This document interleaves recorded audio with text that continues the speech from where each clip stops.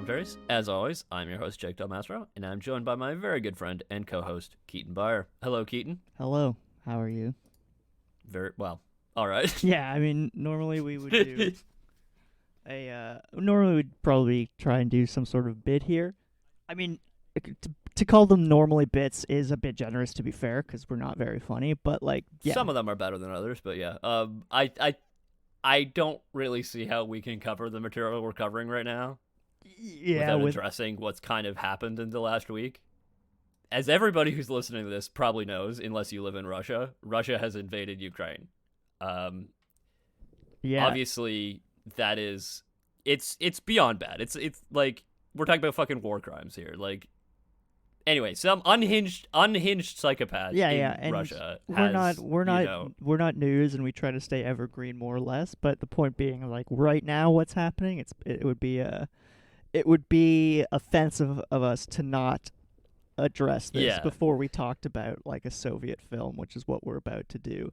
Yeah. So yeah, we're seeing like a guy who, like, you know, he's bringing up, like, there's a lot of allusions going on to, like, specifically this Soviet past, right? Yeah, absolutely. At this time, and I think people are drawing comparisons, whether or not they're like accurate or not. Whether or not they're accurate. Well, I mean, the one guy drawing comparisons is Vladimir Putin. Point being, Vladimir Putin is the an problem unhinged here. Psychopath. Exactly. He's a war criminal, unhinged psychopath. He has to be stopped. But I mean, obviously there's only so much that we could, like, do on this podcast. Obviously, we are not, like... Yeah, exactly. This is not... But we do think that I think we need to come out and be on the right side of history here, at least. Yeah, absolutely. I agree. Like, we stand with Ukraine. The Russian invasion has to stop. It's insane. Yeah, so, in summary, Slava Ukraini and Putin хуйло. Yes, and we'll put links like we did last episode. We'll put links in descriptions for various. Yeah, and a word to our Russian listeners: if you are listening to us right now, if you've managed to do that, yes. Hopefully, you don't want this. If you want to keep listening to us, I recommend you try downloading Tor browser, so that you can keep accessing our podcast. I know it's rough right now over there, but you know you got to do what you got to do. Easy for us to say, but you know. Easy for us to say who aren't facing 15 years. Exactly. Like, basically, everything we just said would have put us in prison had we said it in Russia. So, exactly. That's serious as fuck. So, be careful, everybody. Yeah. So we're talking about Solaris again. Yes. It's What was kind of our consensus last week? What do you think? How did we... Well, I think we said it was like a super interesting film. It definitely had, it's definitely worth a watch. We definitely had a few problems, but... Yeah, but I think we're going to talk about some of the very more interesting aspects of it right now. Yeah, well, yeah, definitely today is way more focusing on, like, actually, you know, how they made the film and the actual details of making the film. Exactly. So that's going to be, you know, pretty interesting because we focused a lot on the concept of parallel industries last week, but now I think we're going to kind of actually talk about... Yeah, the inception of the film and, like, what exactly Tarkovsky wanted to do. Oh, yeah, so, yeah, in case we didn't say it, we're doing the second part of Solaris, directed by Andrei Tarkovsky. Yes. Yeah. Yeah. I think I mentioned Solaris, but I don't know that I mentioned Tarkovsky. Yeah. Okay. But yeah, to be clear, yeah, part 2, yeah. Solaris. Yeah. But yeah, before we get like really into the, you know, the segment that, you know, everybody's like clamoring for, the how did they shoot it? Let's talk about the production a bit. Okay, cool. So yeah, this was filmed primarily at Mosfilm in Moscow. Most of the indoor shots were done in the studio. They had built the entire space station set. They did some other filming in Zvenigorod in near Moscow, in Moscow Oblast. Yeah, that just was the outside exteriors. of Moscow. Yeah. Yeah. the exterior's like the beginning part, basically. Yeah, the his parents' house. Yeah, exactly. And then there was the whole like sequence with what was his name? Burton. Was that his name? Who was like driving through the futuristic city. I don't know if I mentioned this last, but I found it interesting how like a lot of the names of people are not like Russian names. Yeah. Burton. So I think that I think that kind of shows like, you know, the vision that at least Lem or Tarkovsky had, because I believe Lem, the names are from the book, right? Yeah, I believe so. I'm pretty sure. So I guess that shows the vision that he had of the future a little bit. Yeah, totally. Which honestly surprises me that the Soviets didn't like make it a bit more Russian. I don't know. Yeah, I don't know. I mean, maybe, but they probably wanted to, like, you know, it's a very sort of Marxist idea that we're gonna have like this world revolution and we're all gonna be like together. You know what I mean? Yeah, you're right. It's true. I think that maybe that's why they did it. It's more an ideological kind of like. Yeah, exactly. Yeah, right. That makes sense.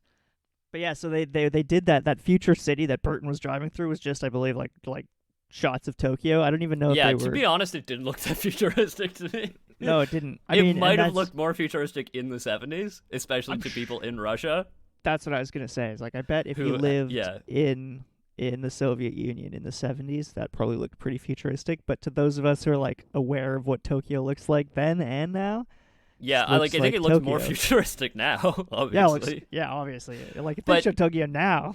but from what I understand, that wasn't their first choice to do that really? shot. So they originally planned to do it at the World Expo grounds in Osaka. Oh, interesting. That probably would have been way They had built some, like, crazy futuristic-looking structures for, you know, the World Expo. Yeah, World Expo's always awesome, really. I mean, exactly. When do they still do the World Expo? I have no idea. Because it stopped being awesome at some point, and I can't really pinpoint in my brain when. But clearly it was probably really still awesome around then. But yeah, so that was the World Expo 70, which was in Osaka. However, by the time they managed to do the shots that they needed to do, it was 1971. So they were kind of late to that party. And they just shot it in Tokyo, basically, because I guess they thought it looked sufficiently futuristic. Yeah, I guess. And they put it like through kind of a black and white filter, I guess, to make it... Well, they shot it in black and white, yeah. Well, but it also looked like there was some sort of filter on it as well, like beyond just maybe. The black and there white. might have been some kind of camera filter to just make it look more weird. But, it looked weird beyond just being black and white, but yeah. I thought it was interesting how, like, sort of the connections between, like, Japanese cinema and the Soviets is, because, like, for example, they shot this in Japan. Around this time, Kurosawa was working on a movie shot in the Soviet Union. And that is apparently, at one point, Kurosawa visited the set to this film. Oh, really? I did not know that. That's awesome. Yeah. Do you know what film he was working on? It was Dear Uzala, if I pronounced that right. Right. Yeah. That's cool. Or Derzu Uzala, I think. So there's a fair bit of like collaboration between the Japanese and Soviet film industry. Yeah. It's pretty cool. I don't think there was much collaboration in other realms, but, you know. It is interesting that it's like, it's very interesting happen, to see. Yeah, definitely. Because it does speak to, like, you know, there is a tendency to like write over every individual who existed in the Soviet Union. No, I know exactly. Like, so it's like people could have been trying, you know. Yeah, it's like people like Tarkovsky was just trying to make a film, like, you know. Yeah, exactly. And the people who were in the I don't know, the Soviet film, whatever it's called, cinematography committee or whatever. The State Committee for Cinematography? Yeah, like, there are probably people in there who are, like, genuinely trying to get artistic films made. And Definitely, yeah. So, like, you know, it's not just, like, a faceless machine. There were individuals within the Soviet Union, but it was kind of, you know. Like, the whole system was obviously set up to make sure that all the films, you know, conformed to the, you know, party line, but it's not like everybody making a film was making a film for that purpose. Exactly. Like we covered kind of in the first episode all the bad reasons. Like everybody knows the bad reasons to why it's not good to make a film in the Soviet Union in the 70s. That's obvious. It's not ideal. Yeah. So yeah, they filmed the Japanese things in 1971. So, but prior to that, as we kind of mentioned a little bit last week, Tarkovsky had worked with Stanislav Lem a little bit on turning the book into a screenplay, but I don't really know how much they worked together because it seems like it was mostly Tarkovsky just kind of consulting Lem. Yeah. For definitely Tarkovsky did the final draft or whatever. Like, I think had Stanislav Lem been, writing it with him, because writing it with him, I think he would have got more of what he wanted. If he had actually been involved in the writing, maybe he would have had a better opinion. I think we alluded to this, that he wasn't very happy with the final film. Yeah, and that started like pretty much instantaneously, like after this initial collaboration, because Tarkovsky wrote the original screenplay with a Ukrainian Jewish screenwriter named Friedrich Gorenstein. Gorenstein? Yeah, Friedrich Gorenstein. So they wrote that first treatment together, and Lem hated it, apparently. Yeah. And so did Mosfilm. Okay. So it's interesting. I wonder what was in there. Apparently it was 2/3 on Earth, and like. Oh, really? Like as we mentioned last week. There's no part on Earth in the book, right? Yeah, exactly. The book starts while he's flying to the space station. Yeah. So, yeah, 2/3 of the book of the film took place on Earth, and it was like really like wildly different in terms of like, as you can imagine, like. I think that points, the fact that so much of it was on Earth points to like the points that, Tarkovsky was trying to make with the film. Yeah. That really were not the same points that Lem were trying to make, which were very lofty space sci-fi. I mean, I would like to hypothesize that Tarkovsky was basically just using Lem's book as like a vehicle to get it approved by the society, the Committee for Cinematography. I tend to agree with you on that point. I think he just knew that he knew they liked the book already, so he was like, well, if I just base my thing on this book, maybe I'm more likely to get it made. Exactly. He was just playing the system in a way, right? Exactly. Yeah. Like smart, really. Just find something that I know they like, they can't say no to, and then just change it to fit my my narrative. As much as they'll let me. The original script maintained the holdover from the book that Kelvin has a second marriage. I don't know if we mentioned that last week, but it definitely complicates the plot a little bit because there's this whole other dynamic, obviously. Yeah, definitely. But yeah, like the whole script enraged Lem, and Tarkovsky like ignored most of his advice. So they cut most of the Earth scenes.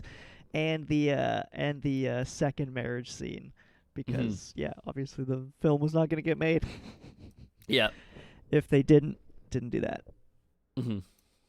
So then I guess they started casting is the next thing. I think we kind of talked about casting a little bit last week, but yeah, we talked a little bit about the cast, but yeah. But like one interesting detail I think that we touched on but didn't go into detail is Tarkovsky did want his ex-wife to play Hari for some reason. But then in 1970, he decided very much that he needed Swedish actress Bibi Andersson to play Harry, and she was super into it because she loved Tarkovsky's work, and she gladly agreed to be she agreed to be paid in rubles. She was like, "Fuck yeah, give me rubles, I'll make." Yeah, we were talking a little bit before about how you couldn't really convert rubles to American dollars. Yeah, rubles are they're completely worthless outside the Soviet Union, basically. And that is true again today. Yeah, again, currently, rough. But yeah, so that somehow fell through, even though she was interested in being paid in rubles. Maybe it was something to do with her being Swedish. I don't know. Yeah. Maybe I don't know. I don't really know how that works. Do you know if, from what I understand, Sweden was a neutral country. Right. So I don't know if the Soviets, they were probably more okay with that. Right. Would they, because they were technically a neutral country, but they were definitely leaning towards the West. Well, yeah. Did they have... Do you know of any like Soviet films that have like Western actors in them? Well, we talked a little bit about it, remember? The Star Trek connections. Oh, right. Yeah, of course we did. Yeah. That's right. The Star Trek connections. Sean Connery was one of them. Yeah, exactly. But that was slightly before he was, because I think that was before he was Bond.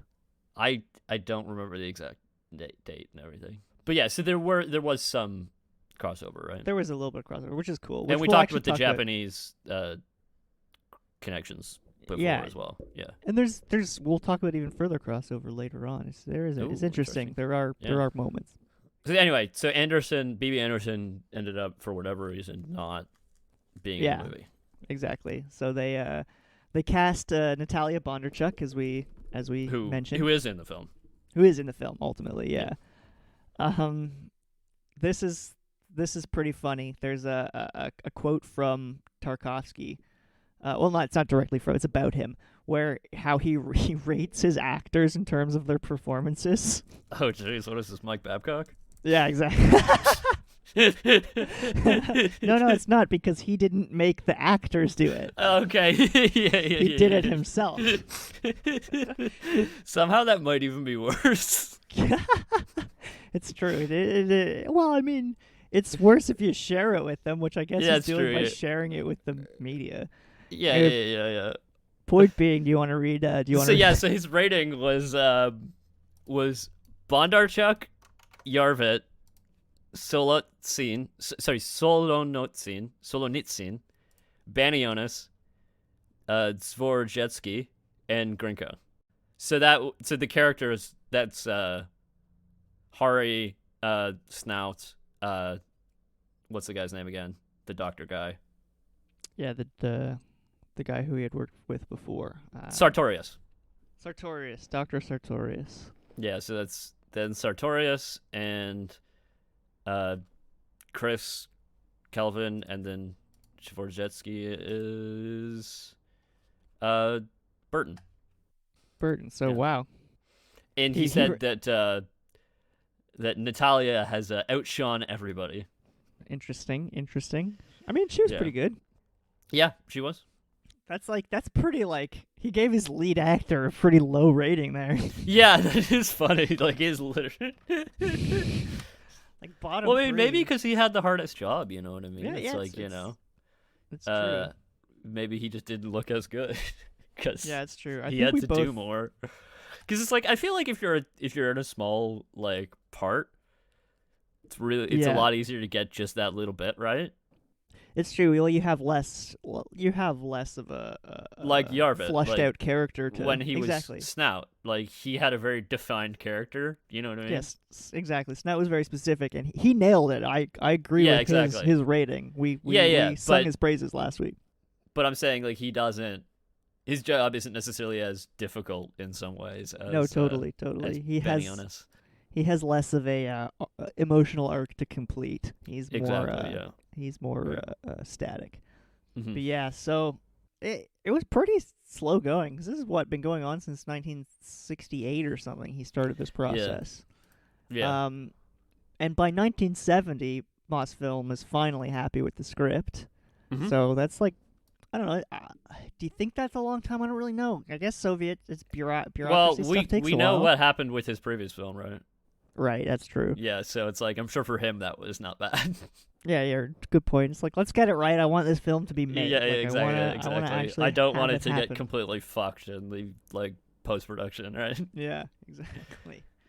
But actually, that's funny that you mentioned. What was the name of the guy who he did this last film about? He was a painter. Totally. Andrei Rublev. Yeah, was he a painter or was he? I thought he was a painter. I thought he was an artist, I believe. It said he left a quote icon of Rublev in Kelvin's... Yeah, painter. Yeah, so they left, I guess, a painting of his in Kelvin's room. Yeah, as that's funny. A little... apparently, in all his movies after that, he left references mm-hmm. to him in his films, which is kind of funny. But I don't know. Do you think Mosfilm would have been annoyed had they found out after all the issues with the last film? I don't know. I think that depends, because I'm sure there were people in Mosfilm that probably thought it was hilarious. Yeah, good point. But yeah, so Mosfilm was happy with the script, so the State Committee for Cinematography authorized 4,000 meters of film for the project, which is hilarious if that's how it works. It's that they just gave him a film budget, yeah. Yeah. Okay, you have 4,000 meters. Go make Go it. make your film. Yeah. Also, note meters. Yeah, meters. Because normally when you buy film, actually now you get it in, its feet. Yeah, well, like if you call up Kodak. Imperialist. No, I'm saying if you call Feet. up Kodak, you'll get it in feet. But obviously because it's this is the Soviet Union, it's like no, everything has to be meters. Yeah. Well, imperialist feet. Come on. Yeah, exactly. There's not really a lot of information that I gathered about the actual. I filming. have some more information about this next bit. We'll talk sweet. about that in the next segment. Okay. But yeah. Yeah, well, I was just going to mention that it'll a great lead-in then. Apparently, Tarkovsky and the cinematographer Vadim Yusov, is that how you pronounce it? Yeah, I believe so. They were constantly at odds during this film, and they never worked together again afterwards. So, with that, I think we'll get into our next segment about how they shot it. Yeah.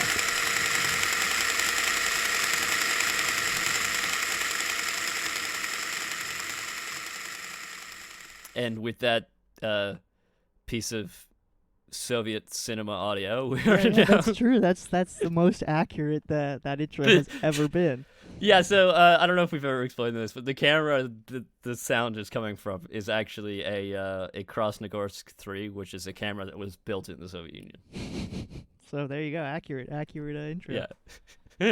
So, although not the camera he would have been using, I assume. No, anyway, this was a 16mm camera. It was more of a yeah. But so the cinematography was done by one Vadim Yusov, as we alluded to before, who had worked with Tarkovsky, and the assistant camera was Yuri Nevsky, who's I don't know how it worked in that industry, but in the West, presumably generally, the assistant camera is the focus puller. Yeah, that's what I was gonna say. So presumably, where he's our focus puller. Yeah, which I'm trying. Was focus pulling much of a thing in this film? Well, I mean, there was some. I'm sure. Like I didn't pay that much attention to if there was like any really dramatic focus pulls. I know. Just some films we definitely noticed some dramatic. Yeah, exactly. Yeah, guess it really happened. Anyway, so it's like almost not noticing it is almost a compliment, right? Yeah, totally. Yeah, means you did it well. Yeah, exactly. Let's talk about Yusov and Tarkovsky first. Okay. Apparently, they had some disagreements, and it led to a falling out that basically they just never worked together again. So Yusov did a interview with a guy named Hiroshi Takahashi. Okay. Who is? I tried to figure out exactly who he is, but apparently there's multiple Hiroshi Takahashis. It doesn't surprise me. So I went on IMDb. I think he's a film writer. Right. Yeah. Presumably he's a Japanese film writer. Basically, he was being asked about why he didn't work on Tarkovsky's later films. Right. And he says, "It's difficult to explain. It's true. I refused to photograph The Mirror," which was another film that Tarkovsky did afterwards. I think it's his next film. Yeah. He says, "There are several reasons. Firstly, I worked so much and for so long, mainly with Tarkovsky. When the cameraman and the director work together for too long, the cameraman can sometimes feel he is under too strong a pressure from the director. On his own territory, and it isn't good for the film. Interesting. Working together on one film for a very long time is particularly detrimental to mutual relationships. Pressure and possessiveness lead to weariness. In the end, one should work alone. Tarkovsky has invaded my territory." That's funny. Is that so? This is obviously I'm not sure. It's because I don't know if Hiroshi Takahashi speaks Russian. So I don't know if it was going on in English. I'm assuming Yusov is Russian.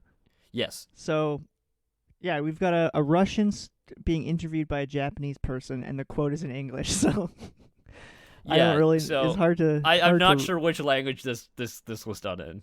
Yeah, but presumably, if anything, I don't expect, even if it was originally in English, I don't expect that Yusov is the best English speaker. Absolutely, yeah. So you take a little bit of a grain of salt, but yeah, exactly, I think the general idea is there that it seems that they worked for too long, and Tarkovsky was clearly a powerful opinion. Yeah, so I think that specifically, like, he felt that, like, from what I gather, is that he felt like Tarkovsky was stepping into his, like, area. Like, yeah, he felt like he was being he was trying to do his, yeah, exactly.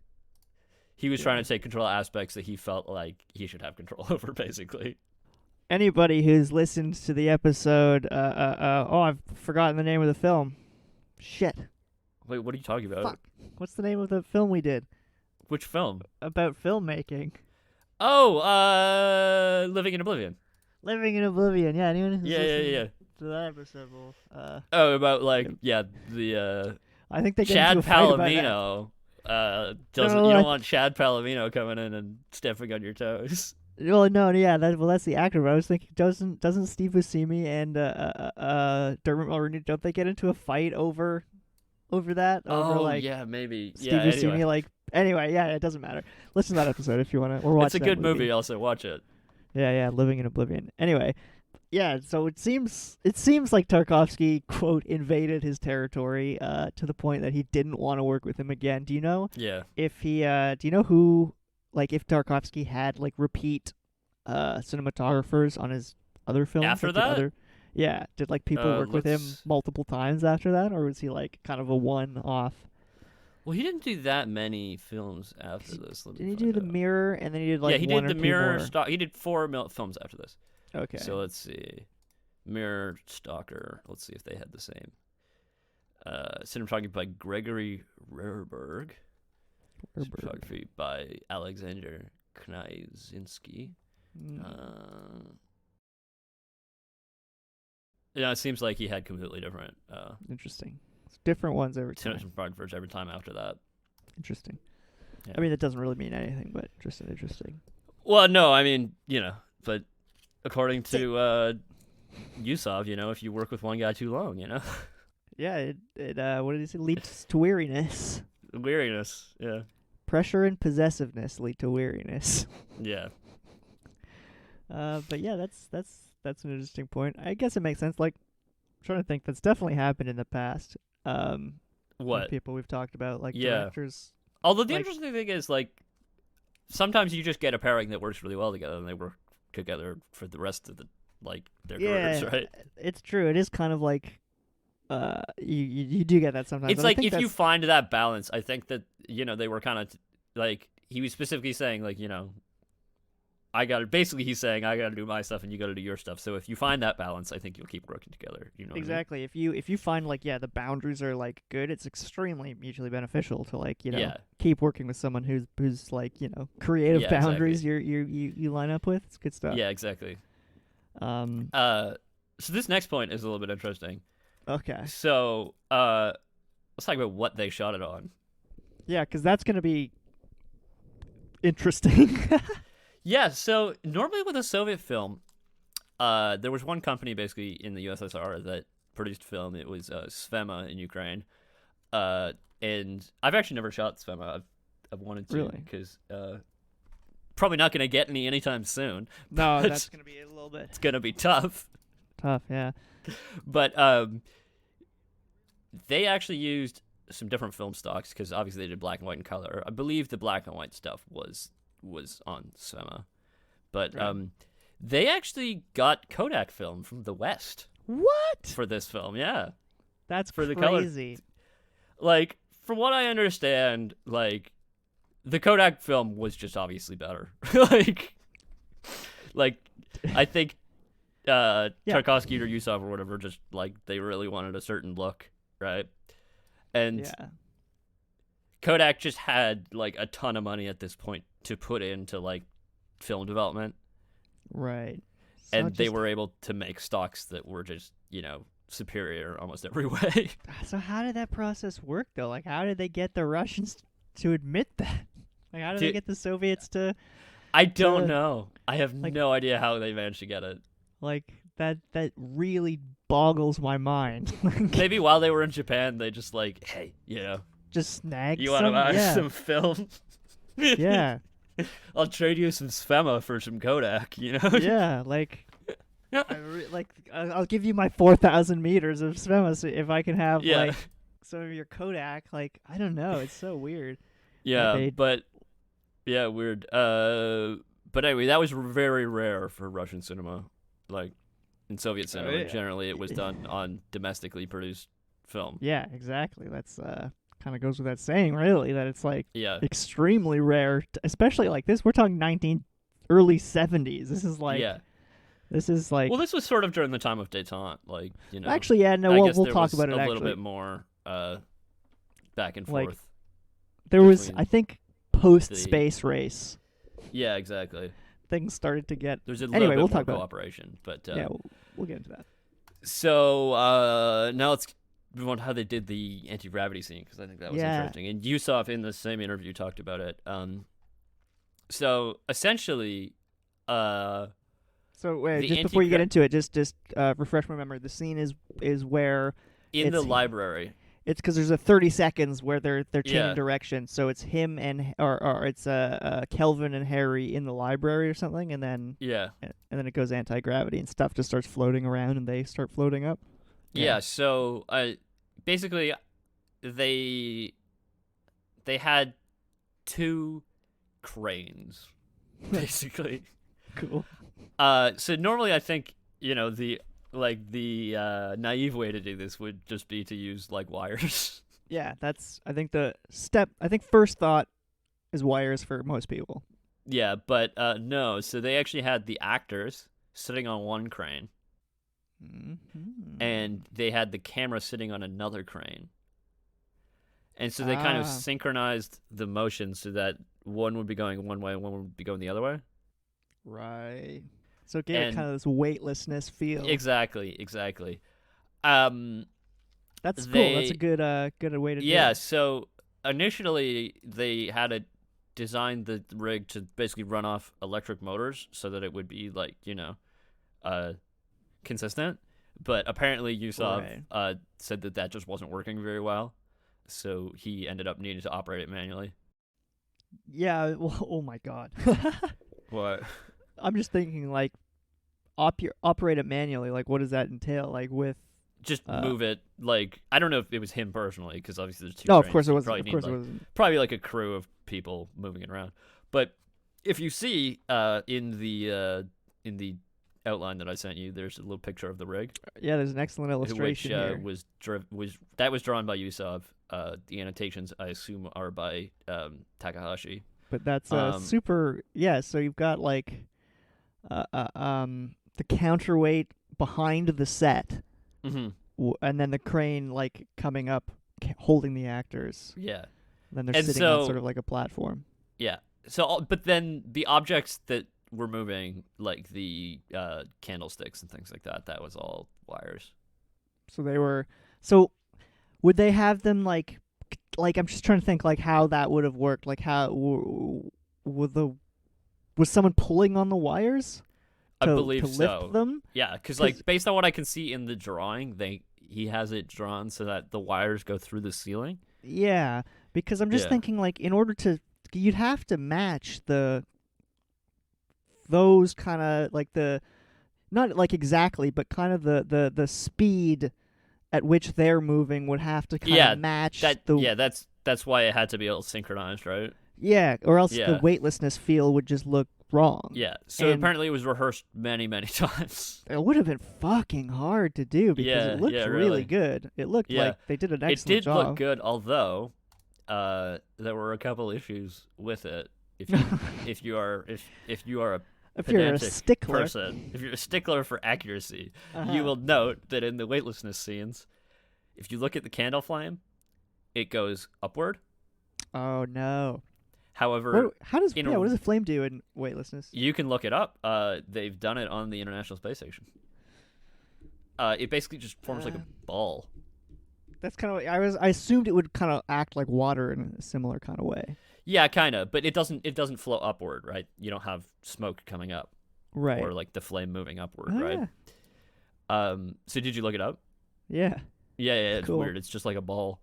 But also you can see that Hari's dress and hair are flowing downward. Oh no. Yeah, I mean, there's a bit of suspension, I guess. That's yeah. You got to suspend your disbelief there, but they do a good job of like putting the candlestick in the foreground and stuff. Yeah. Well, like, I didn't note it. Like, I didn't think about it when I was watching it, but I guess if I was a physicist, I would probably be like, "Hey, that doesn't make any sense." Right? Totally. But yeah, it's like magic, man. They do a good job of misdirection. Exactly. Like, they put exactly. They get your attention away from these details with the good stuff. And I'm sure, based on Tarkovsky's view, I don't think he really cared. No, I don't think he cared at all. He doesn't seem like a stickler for scientific accuracy. No, he was. This seems like the way you described it. This seems like this was 100%. What's his name? Yusov's idea. Project. To make it work, yeah. Which is like a bit telling that that on top of that, the fact that he like didn't really care about the accuracy. But yeah, he wasn't a stickler for the sci-fi. He clearly just kind of wanted to make the like philosophical debate in the library. Yeah, exactly. Yeah, definitely. And then I also read some references about there being like a mirrored ball that was used to hide the cameraman, but I didn't really figure out how that worked. I couldn't really find much information on that. Mirrored sphere. So how would that work? I guess I don't know is the thing. I read something about there being like Yusov hiding inside a mirrored ball, and somehow that would hide the camera. I couldn't really figure it out, but I just thought it was worth mentioning. It is worth mentioning. Yeah, thought provoking for sure. Yeah, it's a very provocative statement. Yeah, so I don't know. But yeah, that's pretty much all I have on how they shot it. But I think they were. Oh wait, yeah.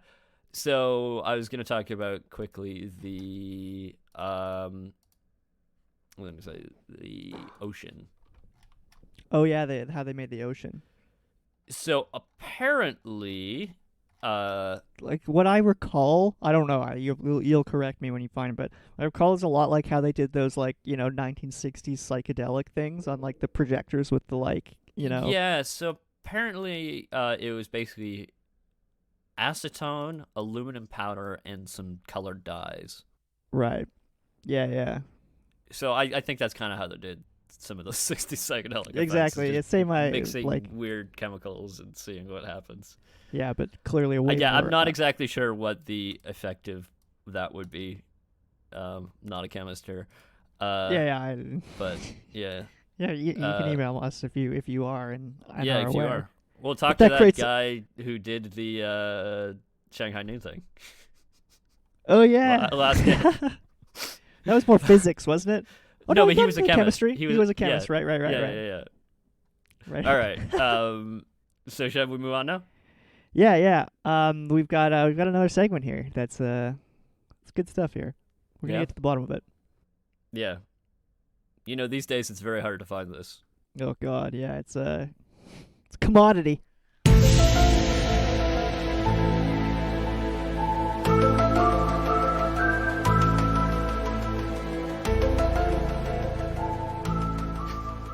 All right, welcome to the truth. This is where we get to the bottom of the true, real, factual situations. And I think this time I think we may actually do it. Yeah, this is super real, and this is harkening back to our second episode. Yeah, although this time we're talking about the other end of it. I know it's cool. Yeah, we're gonna talk about the. Go on. You're gonna talk about the Soviet space program, right?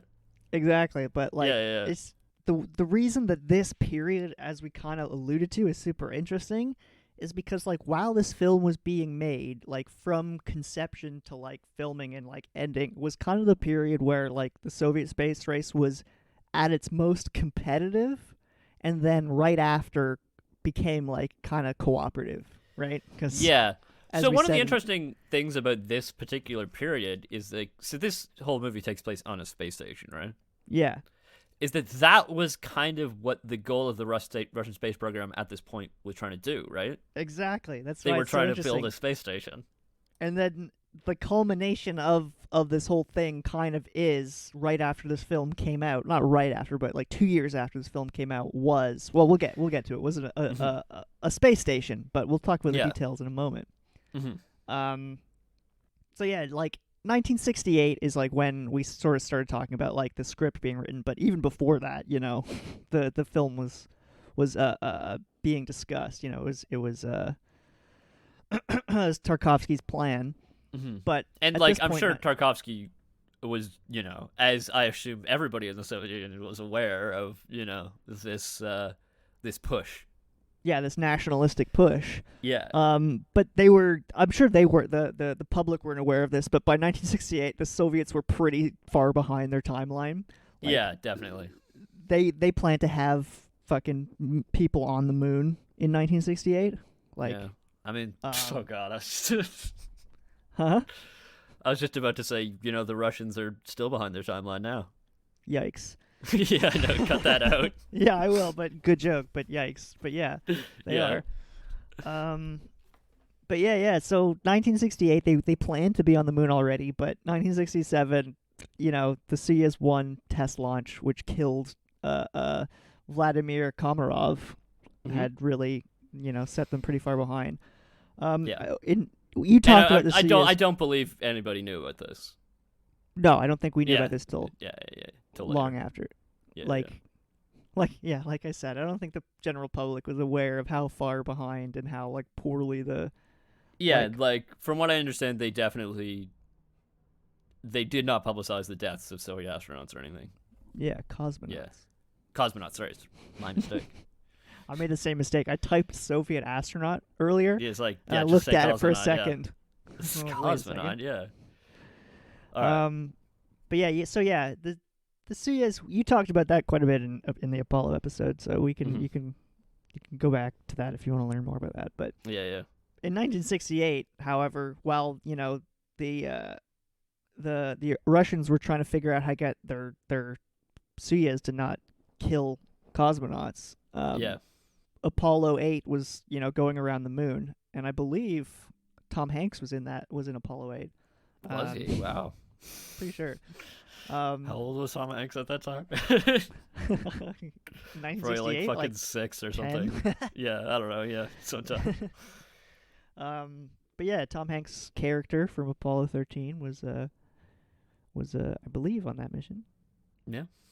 Anyway, the Soviets were not happy about this. So they, like, you know, upped their timeline, which was already seemingly a pretty bad idea because they were already, you know, killing. Yeah, they were already having a lot of issues with their rockets and things like that. Yeah. And definitely speeding up things and avoiding all the redundancies that they wanted to have was certainly not a good idea. Yeah, you're speeding up means cutting corners, right? That's what it means. Like, and when you're already having issues perfecting something, cutting corners seems like the last thing you want to do. Yeah. But instead of slowing down, they sped up and like powered through with the production of their super heavy N1 booster, which is the Soviet equivalent of the Saturn. Yeah. So, from what I understand, the N1 resulted in one of the largest non-nuclear explosions of all time. It did not go well. The N1 was a disaster. Yeah. Yeah. Tests did not go well with the N1. Basically, every time they launched it, it exploded. In January of 1969, though, they managed to test a rendezvous docking with their lunar lander, which they called their LK lander. So, you know, they're making some progress there, but still, again, the N1's not working out. It's exploding. As you said, biggest non-nuclear explosion. So they have no way to get to the moon. They have no way to get to the moon. It's not going to happen. And then, as everybody knows, 1969, the Americans get to the moon. Yeah, I believe the Soviets at this point believe it's not worth it anymore. I think it's like 6 months before the Americans go. I think the Soviets know that they're not gonna. Yeah, if you're not first, you're last. Yeah, exactly. They take the Ricky Bobby philosophy, and this is kind of when the collaboration starts to happen a little bit, because they're like, all right, well, they've already made it to the moon, so let's switch up. Yeah, and so also around this time, you have Nixon and Khrushchev, I believe, who are, sort of developing a bit of a rapport. Yeah, exactly. So, the early 70s were like, a slight relaxation period of tensions. Very slight. Yeah. But like prior to this, like in 1970, so this is, where are we in the film here? This is just casting, right? Yeah, exactly. Basically. They start they've been planning this. It's been secret for a while, but they kind of goes to the front burner. They start working on a military space station. And the program eventually would evolve into the Salient space station program, which is their actual space station program. Yeah. Which is a mixture of research and military. Yes. Like originally it was just supposed to be military. From what I understand, there were a lot of quote-unquote civilian space stations launched that had cameras in them. Yeah. I imagine every research endeavor had a military component. Exactly. Like one can assume. But exactly. At least they had put on, some front of trying to research, and I think they did a little bit.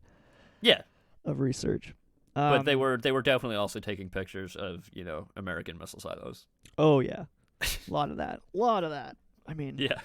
I'm sure the Americans were taking pictures. Oh no, they were too. Yeah. Too, no, that was also happening. There's a lot of that going on. Yeah. but Actually, yeah, the no, this is unrelated. I was just gonna say, the Hubble Space Telescope is actually, it's derived from an Earth observation satellite that was used to take pictures of Russia.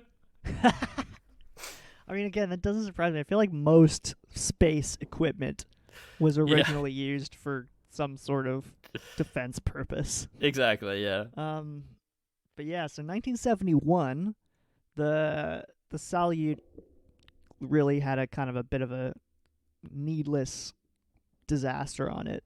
This is the disaster in which basically the cabin depressurized and everybody unfortunately passed away. And it was avoidable, I believe, because the guy in charge authorized them to re-enter without their suits. Oh, okay. Which was stupid. Yeah. Because they had they been wearing their suits, then they would have obviously the depressurization wouldn't have mattered. Well, I mean, it wouldn't have killed them. Yeah. It wouldn't have killed them exactly. Yeah. So that guy got fired, and so this is kind of a kind of a major turning point for the this program, the Salient program. So yeah, that's kind of when they start collaborating with the Americans. Mm-hmm. So I believe they had the Apollo-Soyuz test project where they actually launched up a Soyuz and they launched up a Apollo capsule and then they docked. Yeah, it was awesome. So that's the culmination, 1975. Yeah. The Apollo-Soyuz space station. Do you want to? I've got just a little bit about the mission here. If you want to read about the mission. Yeah. So while the two ships docked, and then Soviets came on board, they did some joint experiments. They exchanged some gifts, and they listened to each other's music. Specifically. Oh, what? Why can't we be friends? By war. Little on the nose, don't you think? Well, yeah, I think they were definitely the whole point. Aware of it. Yeah. Same with tenderness, yeah. But yeah, it was a interesting a photo op. Interesting photo op, yeah. But another thing that I would just like to say is that all this research they were doing basically ended up resulting in the ISS that we have today. Yeah, no, totally. That's the culmination of this. Is this Apollo-Soyuz space station program is what led to the Salient and that as well. Yeah. Yeah. All this docking stuff they were doing. Yeah. Exactly. And then I believe the Americans launched their first actual station in 71. Their first space station in 71. Skylab. Skylab, that's what it was, yeah. Was that 71? Let me find out. Skylab was pretty fucking cool, but we're not talking about that right now. I know, Skylab is super cool. 1973. Well, no, it was occupied in 1973. When was it actually launched? It was launched in pieces, right? I think. Right. Yeah. But anyway, they first got there in 1970. Anyway, not important, but yeah. Skylab was pretty cool. Yeah, Skylab was very cool. But yeah, I believe that's all we have to say about the Russian space program, the Soviet space program. Pretty interesting how that like coincided with the film. I think a film that was about, or ostensibly about, space stations. That was a book. Alien the planets. Book was about space station and alien planets. Yeah. But yeah. So it's just, I get. Sorry. It's just a super interesting contextual backdrop. I think. For this movie. Definitely. Just like and also like in that spirit of collaboration and the opening sort of to the West at this point, like it's interesting to note that like this film was actually very well received in the West. Yeah, totally. Yeah, it was seen by Western. a lot of people outside of the Soviet Union. Like specifically, it was shown at the Cannes Film Festival. Yeah, exactly. Yeah. And like tons of Western directors often cite this film as like influence. Yeah, exactly. Like it's one of the few Soviet films I think that like truly like influenced Western directors. Which is saying something. Exactly. But yeah, I think that's all we have to say about the truth. Yeah, I think that's the truth. Should we get into? I mean, we could talk about aliens if you want. I could start talking about. Oh yeah, the alien. I don't know. Like, I'm just wondering. Like, hold on. Well, Europa is kind of like an ocean planet, right? Yeah. Let me just Google liquid alien. There's definitely liquid alien. Definitely it's a Star Trek product. episode. I can't think of the name of it. Yeah, it is a. There's definitely an alien fluid. Oh yeah, well there's that one in the TOS, the angry liquid. Oh yeah. Oh no, that's not TOS. That's the Next Generation. That's Well, no, there's also one in TOS. Oh yeah, it's true. It's in both. Yeah. But that's more of a small puddle than it is an ocean planet. It's an angry puddle that kills. In Voyager, there was the people that turn into liquid. Oh yeah, that too. Yeah, see, there's tons of precedent for this on Star Trek. Yeah. Tons of it. Yeah. Anyway. But yeah, in real life, my Google search for liquid alien. Alien ? Mystery liquid falls from sky over eastern Las Vegas neighborhood. People in one eastern Las Vegas. Where does Jose live? Ooh, he lives in Las Vegas, doesn't he? Yeah, look up where his car wash is. Okay. I read this article. People in one eastern Las Vegas neighborhood near Hollywood Boulevard and Charleston Avenue have been completely perplexed for weeks as mysterious brown or black droplets have fallen on their properties. Marcos Cervantes said that the droplets have rained on his home, cars, RV, basketball course, and just about everything else for the last 2 to 4 weeks. Shit, man. Neighbors in the area declined an interview, but they said they've all experienced the same thing with no explanation. Okay, it's vaguely it's in the western part of Las Vegas.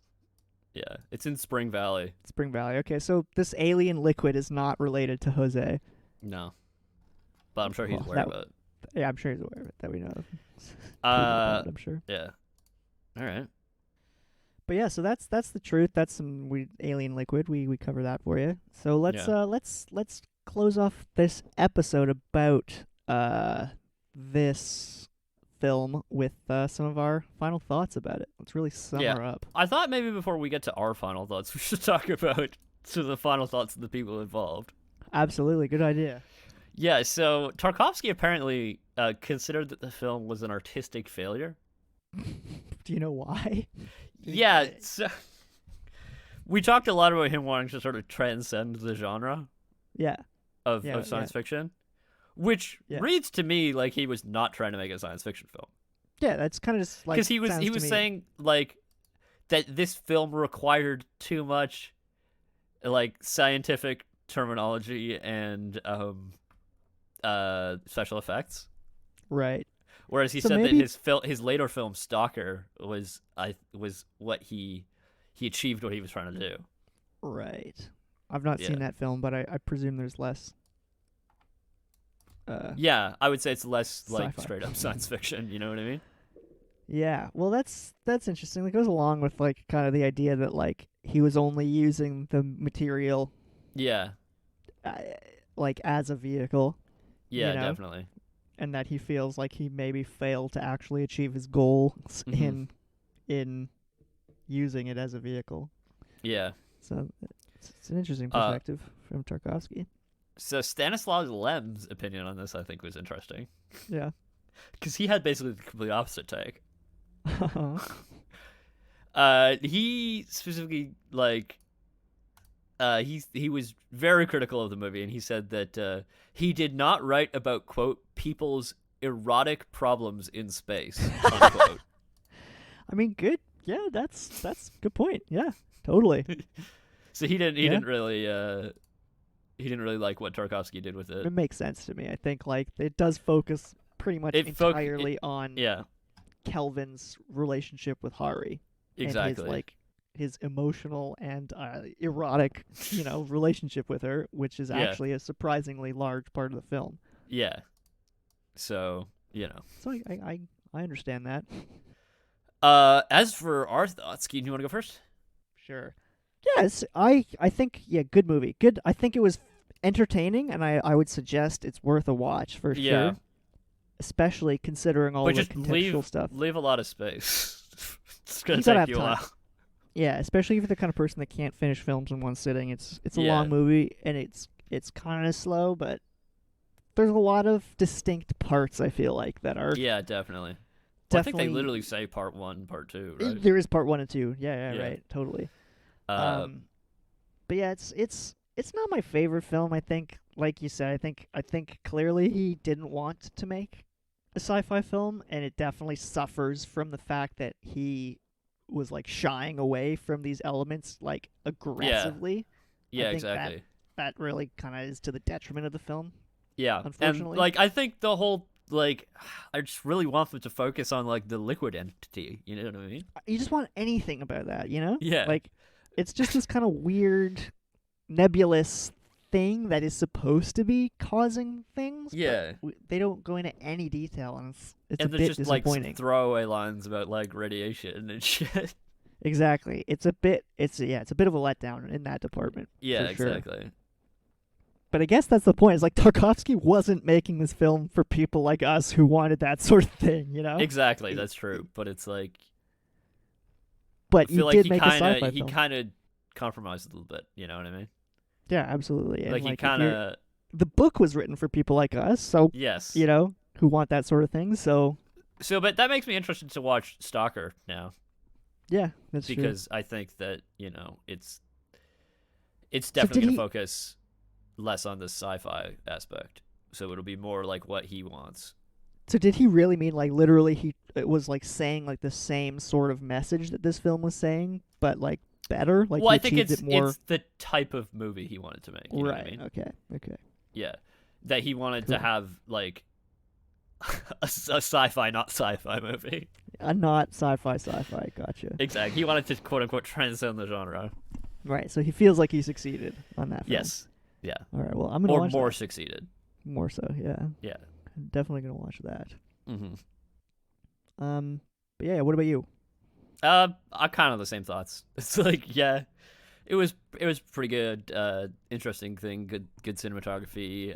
But there was good acting. But it just kind of feel like it focused on the parts that I wasn't as interested in. Absolutely. Frankly, I think maybe you agree with me. I think I was more interested in learning about the movie than I was by the actual movie. Yeah, almost, yeah. Like, and I mean, that's not to say it's a bad movie. No, not at all. Even though Tarkovsky thinks it's a critical failure and Lev hates it. It's just an interesting. As we talked about in The Truth, just an interesting time for the film. Yeah, to be interesting made. Time capsule. Yeah, totally. Yeah, which I'm sure this episode will be. Absolutely, yeah. This is going to be weird to look at. Yeah. The context in which this episode is made is very weird.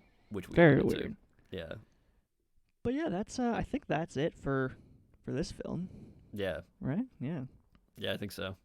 Yeah. So we can close her out for this week. Right? Yeah. Yeah, I think so. Next week we're gonna be back with another episode. Don't know what episode we're gonna do. We'll find that out. Last word on the Ukraine again. I'll put the links in the. Yeah, there's a lot of refugees in Poland, for example, and they really need support, I think. Absolutely. Yeah. Absolutely. Yeah. So yeah, that's that, I guess. That's that. Yeah. Slava Ukraini, and Indeed. I guess we'll see you soon.